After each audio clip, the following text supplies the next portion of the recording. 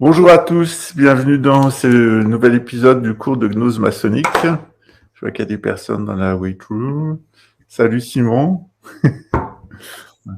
Alors, les personnes qui sont dans la waiting room, vous pouvez venir quand vous voulez. Il suffit de faire comme ça pour poser une question. On peut m'interrompre à n'importe quel moment pour avoir des explications.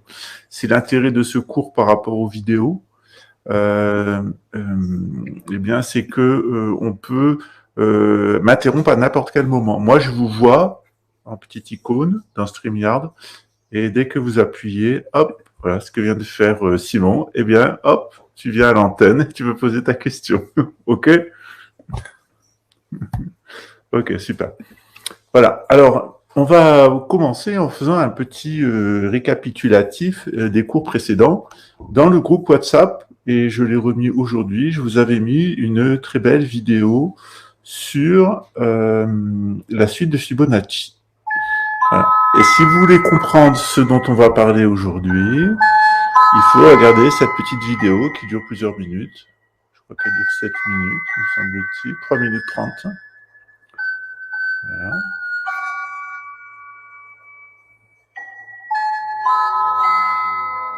Voilà, donc je vous laisse la regarder. Elle sera mise sur cette chaîne et vous recevrez aussi le lien pour que vous puissiez la voir par la suite.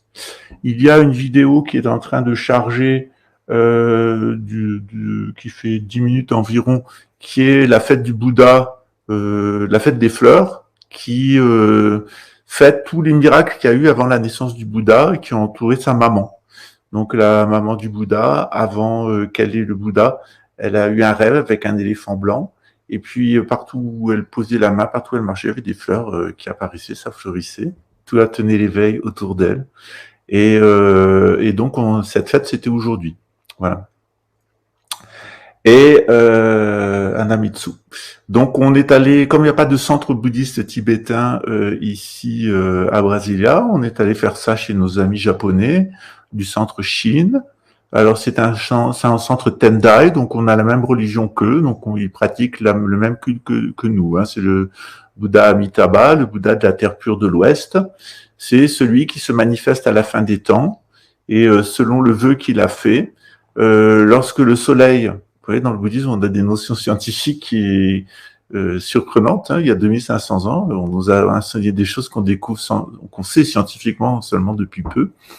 Donc, dans le bouddhisme, on dit qu'un jour, le soleil, eh bien, il deviendra une supernova, il deviendra rouge, très très rouge, il deviendra très grand, et il enveloppera toutes les planètes du système solaire, et la Terre sera détruite, ainsi que tous les êtres qui sont dessus. Mais le Bouddha Amitabha a dit que toute personne qui invoquerait son nom à ce moment-là, ben, il émettrait un rayon de lumière depuis son troisième œil, et ce rayon de lumière, un peu comme un dessin animé, un peu comme dans un manga, il entourerait la personne, et il la transporterait à l'intérieur du troisième œil du Bouddha Amitabha, et la personne renaîtrait dans la terre pure de l'Ouest. Voilà. J'espère que ça va bien au niveau micro. Voilà. Alors, donc voilà, donc vous allez avoir la vidéo dans quelques minutes de cet événement. Alors, ici, on est vraiment dans du bouddhisme exotérique, c'est-à-dire le bouddhisme en tant que religion. On n'est pas dans du bouddhisme ésotérique, c'est-à-dire que ce sont des cultes extérieurs qui sont destinés aux laïcs, et les laïcs ont la possibilité donc de participer au culte, et il y a un échange d'énergie, c'est-à-dire ils soutiennent financièrement et matériellement les moines, et en échange, les moines, eux, ils font tout pour atteindre l'éveil. Et lors de ces réunions communes, avec ces rituels, eh bien, le niveau de réalisation des moines se transmet aux personnes qui sont dans la salle. Alors pour moi, c'est ce genre de manifestation, je pleure tout le temps. Je fonds en larmes. C'est des rituels qui sont très très émouvants. Surtout qu'aujourd'hui, ce petit rituel, c'est, et on va en venir parce que dans le christianisme, on a la même chose. Eh bien, on prend une petite pipe en bambou, et puis on prend de l'eau et on la verse 3 fois sur une toute petite statue du Bouddha, de l'enfant Bouddha, et ça purifie notre enfant intérieur. Alors, bien entendu, le rituel, il n'est pas expliqué aux laïcs, il y a des chants, etc., etc. Donc, il le vit d'une façon extérieure, c'est la statue du Bouddha qu'on nettoie, c'est l'enfant Bouddha, c'est un phénomène extérieur. Tandis que lorsqu'on connaît l'ésotérisme, on sait que ça agit à l'intérieur. C'est que c'est un bon moment de l'année pour purifier notre enfant intérieur et de toutes ces scories. C'est un moment où on peut demander pardon aux personnes à qui on a fait du mal. On peut aussi se demander d'abord pardon à soi-même, de ne pas être fidèle à soi-même. On peut aussi demander pardon aux autres. Si on n'est pas assez courageux pour aller le faire, eh bien, on peut le faire mentalement. Ça marche aussi. Surtout quand ça peut générer des conflits. Et en préparant mentalement, d'ailleurs, souvent, ça prépare aussi d'un point de vue psychologique, pour ensuite aller le faire d'un point de vue matériel. Donc ces rituels, ils sont très importants, ces rituels extérieurs. Et c'est exactement la même chose qui s'est passée dans le christianisme. Vous savez que le christianisme et le bouddhisme, on est en face à face, l'un avec l'autre. Donc dans le bouddhisme, on a notre tradition, elle est entièrement, depuis son origine, ésotérique. Que ésotérique. Et c'est la même chose avec le christianisme. Sauf qu'il s'est passé deux phénomènes. Dans le bouddhisme, notre ésotérisme, il est rentré au Japon, il est rentré en Chine, il est rentré au Tibet, et il est rentré en Mongolie, et il a rénové de l'intérieur les cultes. Par exemple, en Inde, le bouddhisme a rénové le brahmanisme, qui est devenu l'hindouisme. Au Japon, le bouddhisme est arrivé depuis la Chine, il a rénové le Shinto, et ça a donné naissance au Shingon et au Tendai, qui sont les deux grandes écoles. Okay, le Zen, c'est une troisième école qui s'est rajoutée par la suite, qui est une école totalement épurée, sans aucune représentation, conformément au bouddhisme originel. C'est un peu le renouveau charismatique du bouddhisme qui est apparu au Japon. En Chine, lorsque le Shan, le bouddhisme est arrivé d'Inde, eh bien, il est rentré dans les milieux taoïstes et confucianistes. Le taoïsme avait perdu de la vigueur, disons, il s'était éloigné de son ésotérisme, il était devenu quelque chose de très superficiel. Avec le confucianisme, il était devenu un moralisme, une sorte de moralisme, de philosophie, et on avait perdu la clé de l'ésotérisme. Et donc, quand le bouddhisme est arrivé, il y a eu une grande révolution qui s'est passée à l'intérieur de la Chine. Le confucianisme a été laissé de côté, le taoïsme est revenu, mais sous une nouvelle forme qu'on appelle le bouddhisme Shan, et qui en réalité reprend tous les gimmicks, tous les concepts du taoïsme, plus l'influence du bouddhisme. C'est la même chose quand le bouddhisme est arrivé au Tibet. Lorsque le bouddhisme est arrivé au Tibet, il est rentré dans un contexte où il y avait du Bön, qui était la religion fondée par le 13e Bouddha Trungpa Shenra Mewoshe, entre 1400 et 30 000 ans avant Jésus-Christ, on ne sait pas exactement, il venait d'Iran, c'est certainement de Sumer. Les historiens disent que c'est à peu près contemporain à Abraham, ça se serait séparé en deux, un d'un côté, l'autre de l'autre. Et au Tibet aussi, eh bien, ça a rénové le Bön. Le Bön, il est toujours là, mais il s'est rénové sous l'influence de Padmasambhava, Guru Rinpoche, qui a créé, eh bien, le bouddhisme tibétain, tel qu'on le connaît en tant que religion. Voilà. Derrière, donc, au Japon, vous allez trouver une religion bouddhiste qui s'appelle le bouddhisme japonais, le Tendai et le Shingon. En Chine, c'est le Shan. Et au Tibet, c'est le Vajrayana, le véhicule de diamant. Et le niveau le plus élevé du Vajrayana, c'est le Dzogchen, c'est la lignée dans laquelle je suis. Et il y a une autre lignée intellectuelle qui s'est créée par la suite associée au Dalai Lama, qui est la lignée du Kalachakra. Donc en tout, on a 6 lignées au Tibet. Généralement, on en présente 6. Généralement, au Tibet, on dit qu'il y en a 4, 2 des bonnets rouges, 2 des bonnets jaunes, mais il y a aussi l'école Bön qui est après, et il y a l'école de Kalachakra qui est la dernière, qui est apparue au XVIe siècle. La caractéristique de notre école, des Kagyu, des bonnets rouges, et de l'école aussi à laquelle j'appartiens, qui est l'école des anciens, des Nyingma, qui a été fondée par Padmasambhava, c'est qu'on pratique la lignée Dzogchen du Bön. C'est-à-dire, on est raccroché directement avec la religion Bön, ce qui n'est pas le cas des bonnets jaunes. Okay, donc, le bouddhisme, on le voit à chaque fois qu'il est rentré dans une civilisation, eh bien, il lui a servi d'ésotérisme et il a permis à cette civilisation de se reformuler. Le christianisme, il a fait le contraire. Le christianisme, il était complètement ésotérique à son début. Il a perdu le christianisme, il a perdu son caractère ésotérique. L'ésotérisme chrétien a disparu totalement, avec perte et fracas. Il en reste quelques déchets dans le compagnonnage, d'un point de vue matériel, et dans la franc-maçonnerie, d'un point de vue philosophique, avec beaucoup de déformations, puisque la franc-maçonnerie s'est complètement libérée de la maçonnerie, et elle est tombée dans l'humanisme, puis le luciférianisme, et actuellement dans le satanisme, c'est-à-dire une vive hostilité envers l'être humain. C'est très, très net au forum de Davos ou dans les Guidestones of Georgia, par exemple. Cette situation en Occident est due au fait que le christianisme, il a perdu son caractère ésotérique, il est devenu seulement un exotérisme, un moralisme. Au XIXe siècle, le christianisme n'était plus que le moralisme catholique, le moralisme protestant et le moralisme orthodoxe, donc orienté plutôt sur la morale sociale, et avait perdu le protestantisme, il n'a aucun caractère ésotérique, zéro.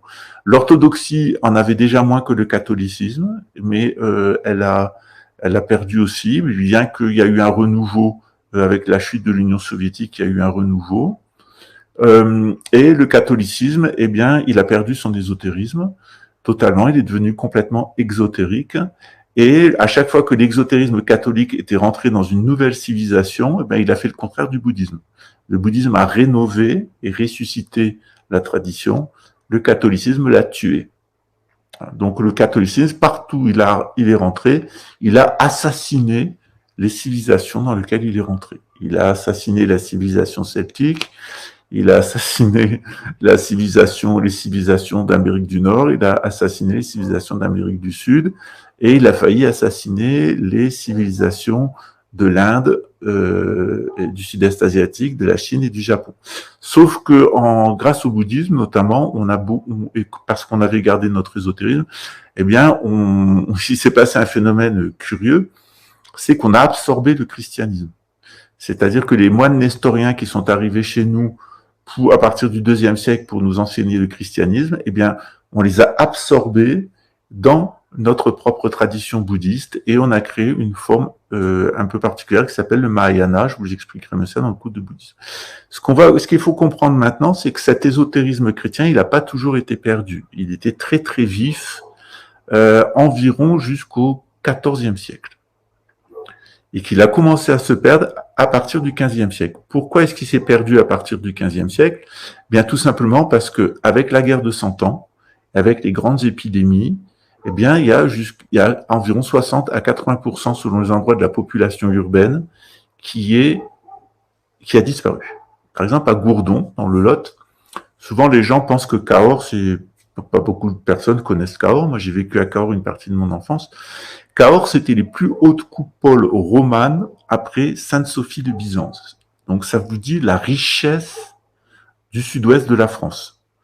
Pourquoi? Parce que on avait toute la laine qui descendait du Massif central qui allait se filer à Toulouse et à Rodez, mais à Toulouse.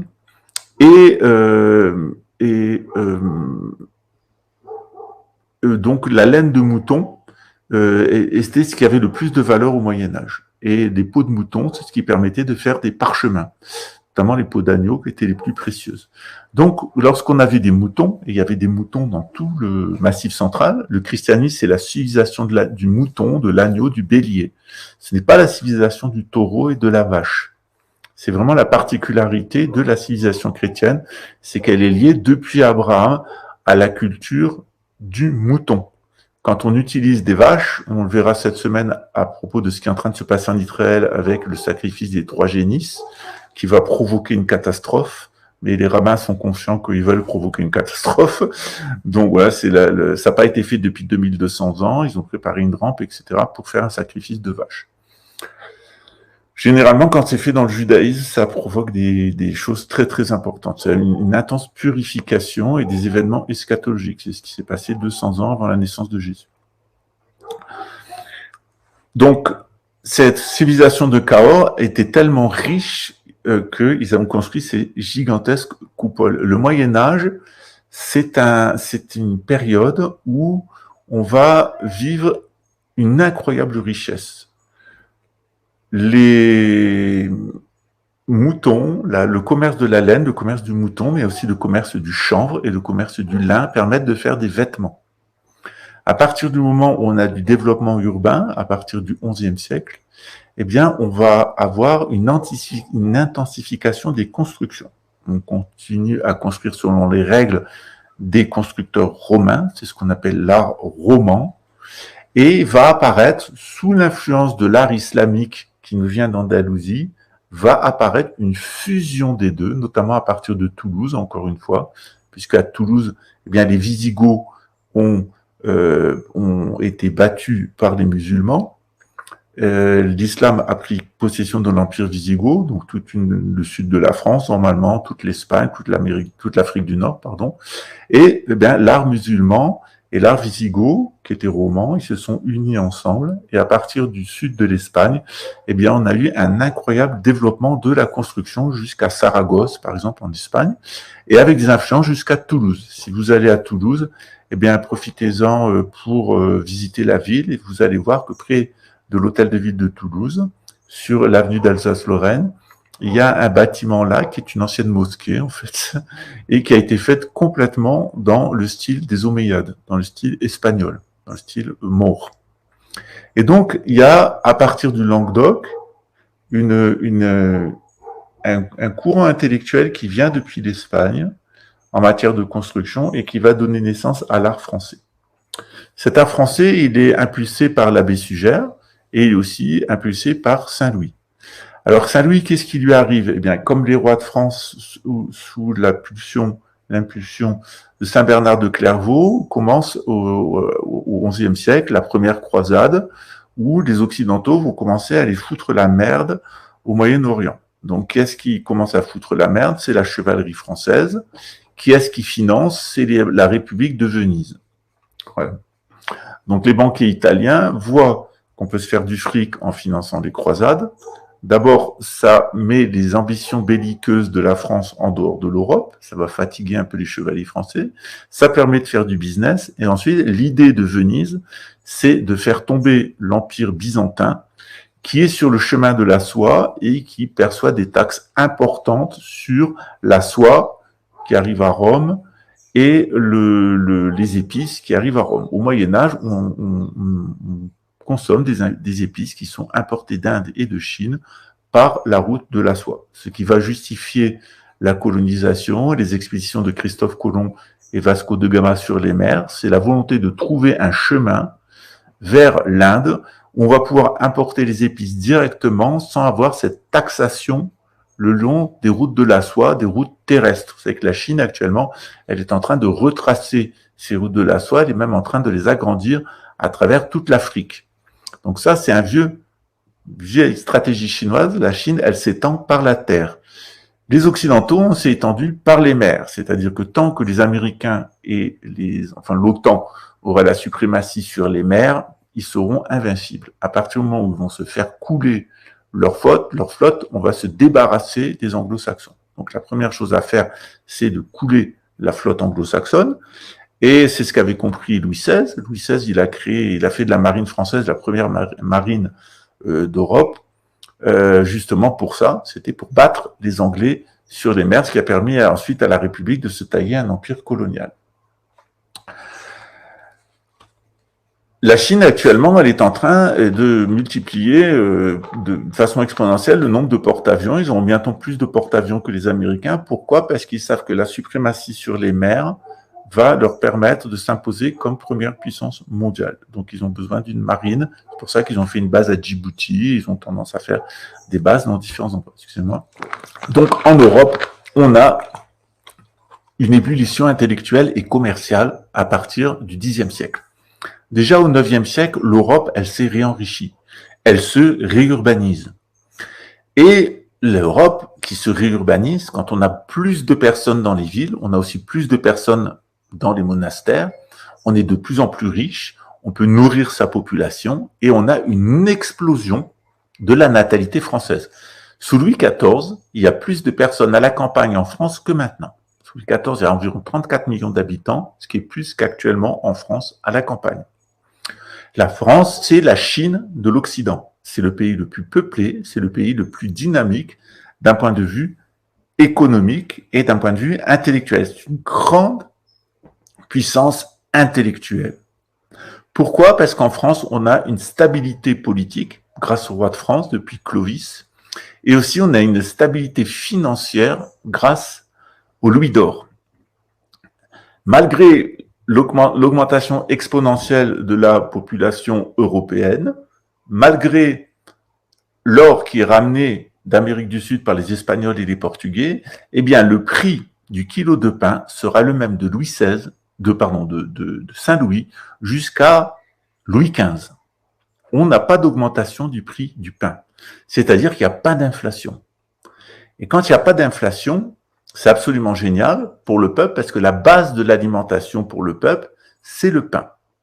Et non seulement le pain a un prix qui est stable, mais en plus, comme on rentre dans un processus de fabrication en série et de manufacture avec des artisans qui produisent de plus en plus, c'est-à-dire on passe de la petite échoppe à des artisans qui vont avoir jusqu'à 20, 30 compagnons et apprentis, on a une production en masse de biens. Et ces biens, leur prix, il tend à baisser puisqu'on optimise les outils et les modes de fabrication. Donc, c'est tout à fait gagnant, c'est-à-dire qu'on a la nourriture qui vaut le même prix et on a les objets consommables dont le prix baisse sans cesse et qu'on peut pratiquement industrialiser et produire de bonne qualité. Il faut savoir qu'autrefois, eh bien, on transmet de génération en génération.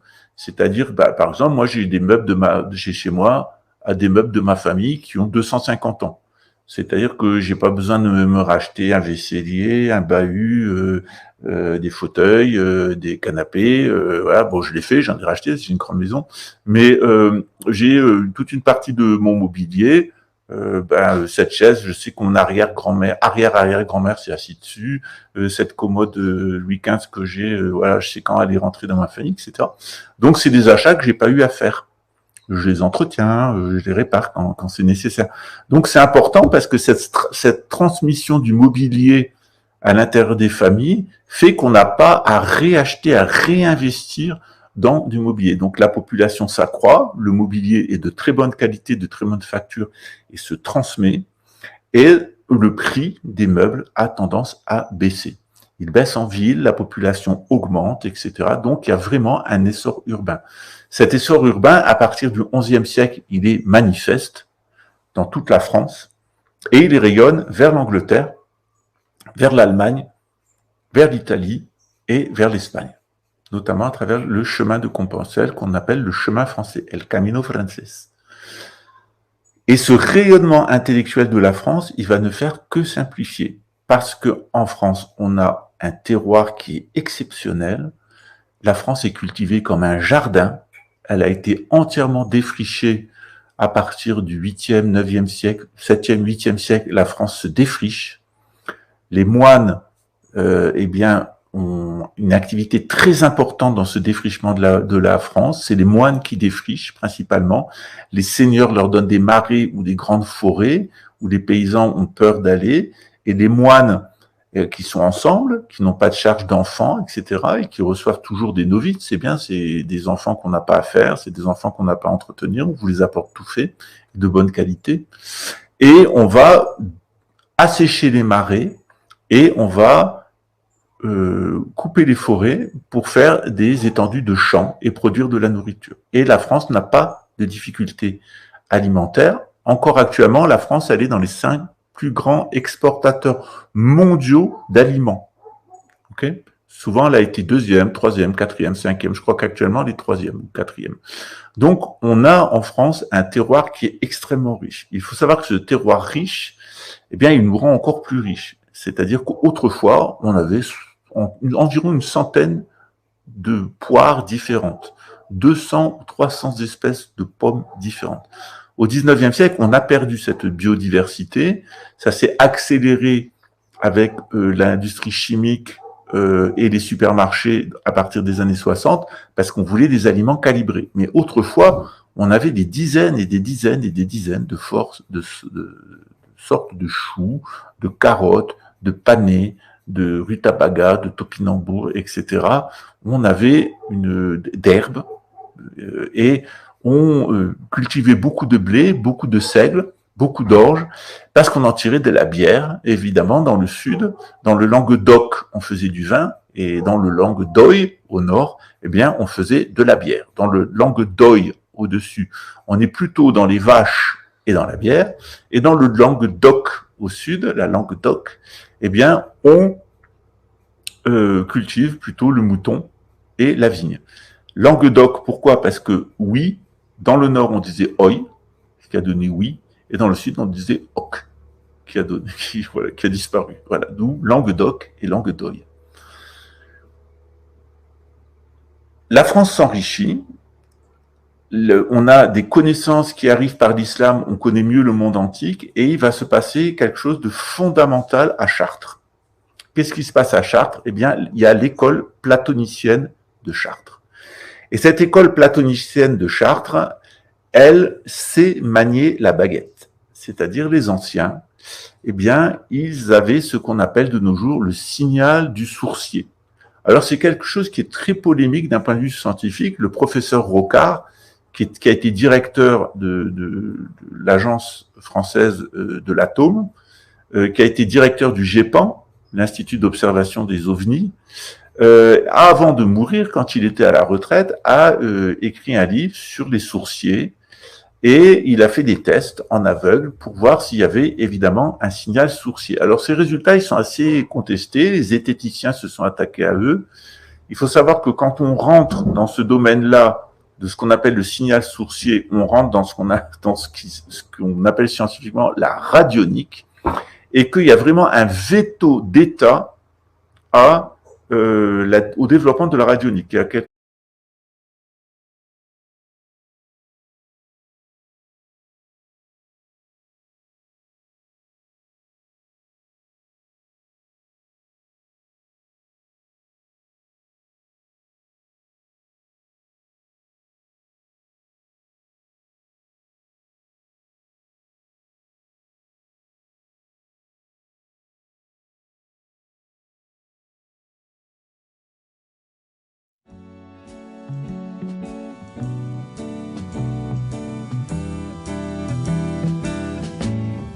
Ô Seigneur, je viens vers toi, je te cherche, mon Dieu. Ô Seigneur, écoute-moi, je t'espère, mon Dieu. Toi, Seigneur, tu es la vie, moi je n'étais rien. Toi, tu m'as